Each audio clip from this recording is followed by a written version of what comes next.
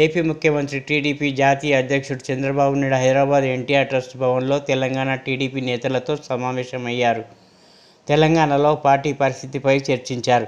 Party బలోపేతం దిశగా తీసుకోవాల్సిన చర్యలపై నేతలతో మాట్లాడారు. పార్టీని ప్రజల్లోకి బలంగా తీసుకెళ్లాలని సూచించారు.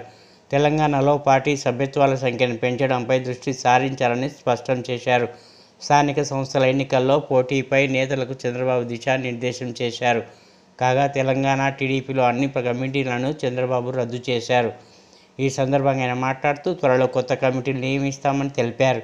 ఆన్లైన్లో సభ్యత్వాల నమోదు కార్యకర్తలు ఉత్సాహం చూపించాలని పిలుపునిచ్చారు.